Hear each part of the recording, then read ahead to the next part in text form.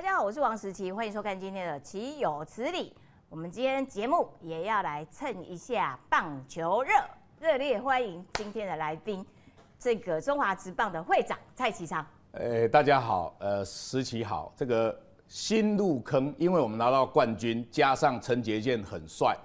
入坑的王时琪好。对，没有错。小时候我看不太懂棒球，对，我知道，很多人都看不懂。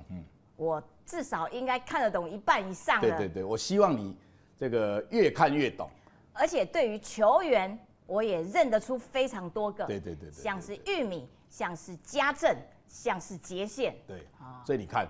一个棒球的冠军，就让一个本来对棒球不是太关注的王时琪迷上了棒球。你看多好，所以我们棒球人口就会越来越多。我有打算说下一次要去球场看。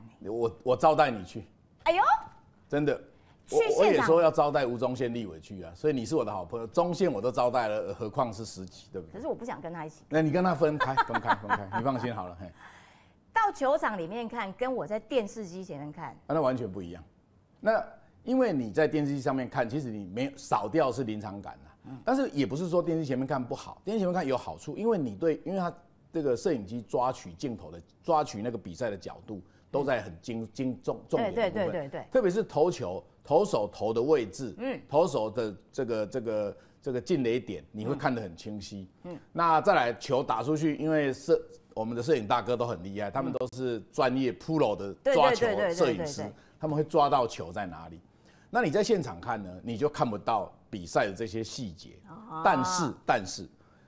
在现场看是你电视机完全看不出来，就是现场那个整体在球场的氛围，就是你坐在你旁边是活生生的球迷。那他们面对每一球，他们的喜怒哀乐，然后现场你看到的这些应援的女孩那种热闹的气氛，然后现场大人带小孩，男女朋友，然后各种应援的这个的招式，然后现场球员跟球迷的互动，那些东西有时候你没有到现场，你是没有办法感受，所以你在现场，你在家里你可以很冷静的看，在球场。时期那是很吵的地方，就差所以人家会讲说，为什么球场有时候会变图书馆，是因为打不好，没有大家都球迷失望，就很安静，对啊，不然其实球场本身它是非常吵的。那看一场热血的棒球，会不会感动到哭？是这样说啦哦，如果像我这种重度棒球迷，因为看比赛多了嘛，那不是所有的比赛你都会觉得每一场你都很满足你的期待，不会啦，因为有时候，譬如说举例，有时候比赛比较闷一点，好，比如说，这场比赛可能是投手战，根本就打不出去，那可能最后比数是1-0，或者是你支持的球队，假设你现在你很爱统一杰宪，你去帮杰宪加油，结果那一天统一被血洗，譬如说那一天统一被打爆了，打一个很难看的分数，那你从头到尾你就看到你就呆坐在那，因为你支持那一队那一天表现很差，那你可能会觉得很失望、很无聊的离开，所以对很多球迷来讲，重度球迷会有这种情绪。可是如果对一个新的球迷，他就是一个新鲜感受嘛，新入坑的，对，就是这个感觉。就像说我去澳洲，我就会跟澳洲的朋友他帮我这个安排行程，我就跟他说，我们去看看板球，就澳洲有板球很流行，对。那你到美国，你想看美式足球，你到欧洲你也会看，就是说你体育迷来讲，你会觉得很新鲜，去那个地方感受，因为我们都是看电视嘛，板球也看电视，足球也看电视，美式足球也看电视，所以你会觉得那个现场氛围是什么？所以你第一次的体验一定是非常新鲜，一定是有趣的事情。那加上球场也有这个食物可以吃嘛，然后像我遇到很多朋友去那边，其实他们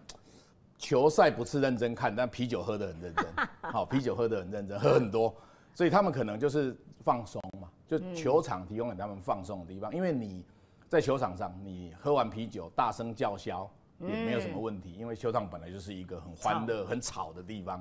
对，所以这个就是每一个人进球场有不同的目的，但不管怎样，看电视跟进场是不一样的。你会鼓励我进场？当然，我不是鼓励你，我欢迎你，招待你。对。你从政那么多年其实你不太常哭，可是这一次的我们的12强打到冠军，你哭了好几次。我不是不常哭，我是从来没有哭过。我的第荧幕前的第一哭就献给了这一次的12强。那个感觉其实我形容过了哈，就因为也有私下有朋友问我，他说我选举啊，无论当选落选，因为当选太感动也会哭嘛，落选太难过也会哭。本人小弟选那么多年，选那么多次，我从来没有哭过一次。然后我自己也不能够理解，就是一个人为什么会在镜头前面哭，我也不大能够理解那是什么一种感觉。我以前都觉得，靠我到底你这样条件我都考出来，这个实在是很难。那当下拿到冠军那一刻，说实在话，你从影像也有很多人记录了很多我的影像。那这影像你看到我是嗨到真的嗨爆了不行，然后冲出去我也没有觉得哭，我只是振奋兴奋到了很感动很高兴的状态。那这时候记者就第一次就是有一个就体育台的记者忽然把镜头对准我，就说因为球员在高兴啊，我其实觉得我不是主角啦哈，我只是搭舞台，我是后勤人员，所以我就站在后面。对，这个我等一下也要问。我就站在后面嘛，哈啊，刚好我站的位置就是媒体的范围啊，因为媒体被框在一个范围里面，我刚好就站在那里。那台湾有个体育台的媒体就看到我就把麦克风递给我说：“会长，你要不要讲几句话？”那我觉得对我来讲，拿麦克风讲话那是我每天例行工作，所以我说好啊，没问题啊，我讲几句。然后我就讲，我讲几句，说讲不出来，竟然自己就哽咽了，就流下眼泪啊！就是我觉得那个氛围啦，就是说我人生，因为我作为一个球迷，从小开始看棒球，职棒我从元年就进场，职棒就35年了，所以我看棒球历史40几年了。在我从小的梦想里面，就是这个什么时候我们可以拿冠军啊？那这个梦想其实我们有多次快到了，但是从来没有达成过。那再来就是12强不是一个一般的比赛，它是一个世界棒球的一级赛事，它的强度大概只输经典赛而已，所以它是很强度很高的比赛。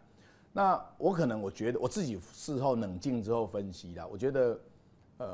我看这一群球员，其实他们都是20几岁啦。说实在话，对，如果我早一点结婚，他们大概都是我的孩子，我生得出他们。对，他们好年轻。对，所以呢，我看到这群孩子在我们从主训的过程里面，他们在网络上被讪笑啦，被不看好啦，然后他们是背负着这样的一个状态底下来参加这个国家队，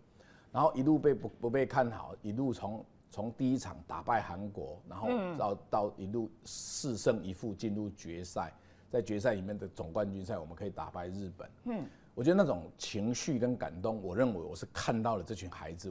我才流哭的。我自己这样觉得啦，就是我看到他们就是那种感动，就是你看到一群年轻人，他们不服输，不愿意输，然后面对种种的社会压力、舆论的压力，然后用实力证明一切。这种感动，那这种场面，我觉得我觉得我哭的原因是这个。后来到了总统府，总统接见的时候，我看到你站在台上。话也是讲不出来，又哽咽。那是行政院长，我总统那一场我倒讲得很流畅，就是因为中午是跟行政院先吃饭啊，那跟行政院吃饭他没有记者啦，他说他其实是没有记者，只有总统府那一场是直播，那中午是行政院长先宴客啊，然后下午才是总统府总统接见。那行政院长宴客那一场，其实我本来也都好好的。因为早上我正在立法院也在质询做什么，然后我中午赶去，然后还慢周荣泰一点点，我就一来就先跟他说抱歉，不好意思，我立法院有事情耽搁。好，那就开始啊，那一开始呢，画面一开始讲话之前又播那个12强比赛的精华回顾，又剪了一个，那当下的情绪又进入到那个比赛的环节，所以我就开始觉得不大对劲，可是我还没有觉得怎么样，我只觉得好感动，好感动哦，看了这个影片我好感动，然后呢。接下来就换我讲话，换我讲话的时候，我就讲，那这又想到说，那个氛围，就是说在实际那个比赛哈，尤其到国际赛，这不是这一次，其实每一次都一样。2013年的时候经典赛，我们也是差一点打败日本，那时候我也在东京巨蛋球场，在现场的时候，所有的球迷没有像这一次这么多，那大概现场我看500个、500-600个吧，那你在现场。你只要喊台湾队，没有一个人没有喊加油。就你喊台湾队，大家都喊加油；你喊中华队，大家也喊加油。这在球场上，大家都知道台湾队跟中华队是同一队啦，就是代表我们的国家，就是中华民国。讲的我都要哭了。所以没有人去计较去做这个，所以你在球场的那个气氛，你就是这个嘛。所以我会有感触，就是回到立法院，你会觉得，哎呀，又开始了啊。然后反正回到立法院，我就角色切换一下嘛，哈，立刻变换，回到蔡立委，棒球场回到蔡会长。好，那回到蔡立委，然后马上我在参会的场合，我又回到蔡会长，所以那个对比强烈很大。所以我讲到我要其实我准备很长，因为我要跟行政院做一些报告嘛，因为国家出了很多钱嘛，来支持这个比赛嘛，就包括我们出差训练什么，国家体育署都编了预算给我们，所以我应该理当我这个领队要跟院长做报告，那也同时要很多棒球迷期待的事情，我也要借这个机会帮棒球迷讲话争取嘛，所以我本来是准备很多的，但我讲第一趴讲完，就刚好就是那个整个情绪又来了，所以。就当下就是讲不下，真的是讲不下去，就没办法讲，所以我就太感动了。而且我觉得啊，那的确是超越了政治，超越了性别，超越了种族。棒球12强这一次的事情，就是你看到一个一体的台湾。对。而且常常都是要出国了之后，你这种感受会特别强。就是你刚刚讲的，在那个球场。不管喊中华队加油，对，喊台湾队加油，是，就出去了，就是台湾就是一整块，没有再分开的。思琪，你想嘛，我们在冠军赛当天，你看所有的收视率，就你看，我觉得那新闻台真的很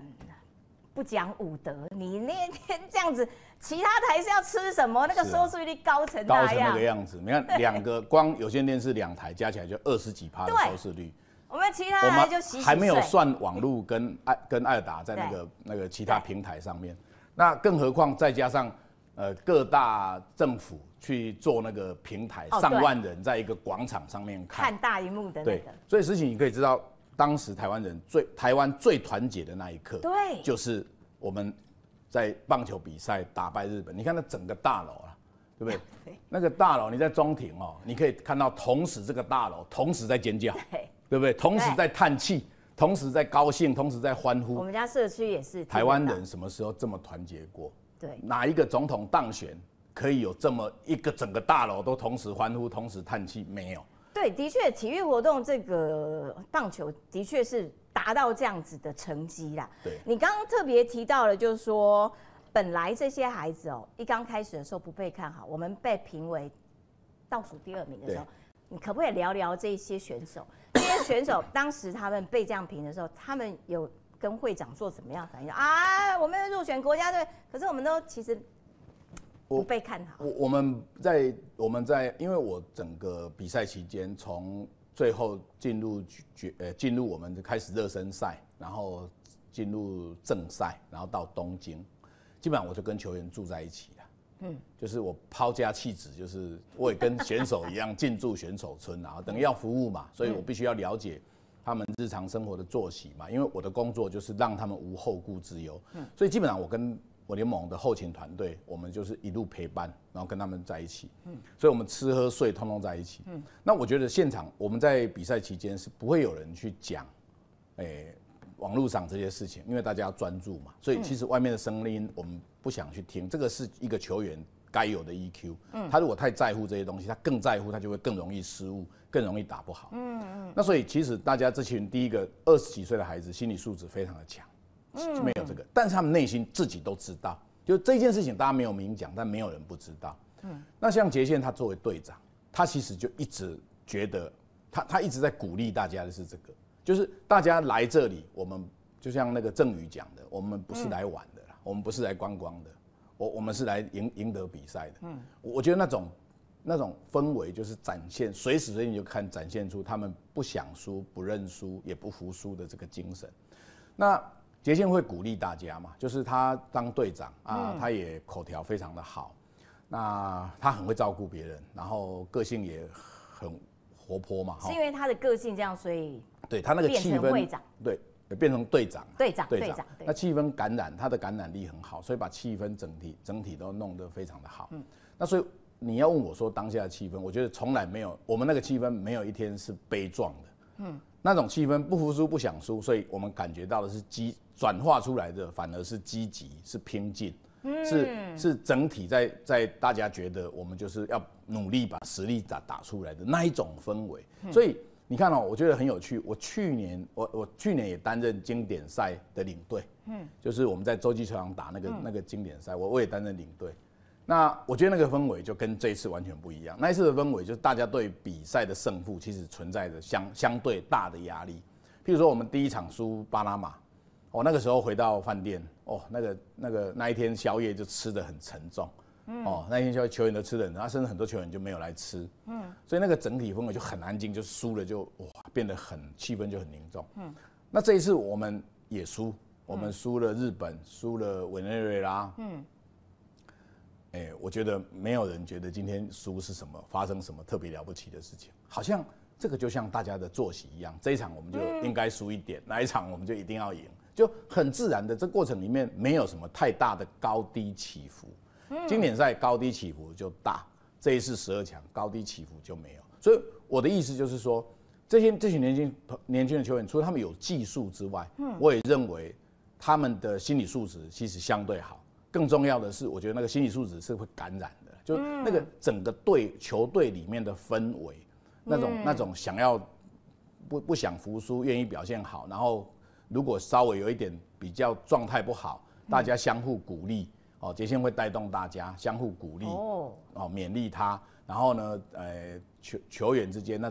种建立起来，虽然时间很短，但建立起来那种信任感。棒球是一个信任的运动啦，因为你想这是一个团队，对，它不是一个人可以完成嘛，你唯一可以，你说一个人可以完成，你说投手很厉害，完全封锁对方，让对方一支安打打不出去，那你的队友要是打不下分数，你也是0分啊，顶多就0-0平手。这是一个团队，对，它是一个团队，你要赢就一定要有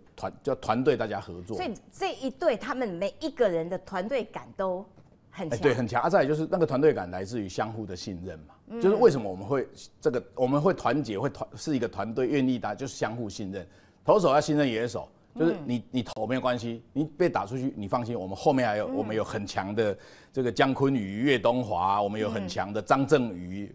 这个凯威。都可以把你守住，就算你可以打到外野，我们外野那个3个林立、陈威，然后杰宪甚至宋恩，然后这个邱志成，他们都可以把你接得住。你看事实也是嘛，你看志成球打到接住，啪一下传到本垒，再把对手刺杀在本垒之前。你看最后那个对日本队的时候，你看他打得多强，你看杰宪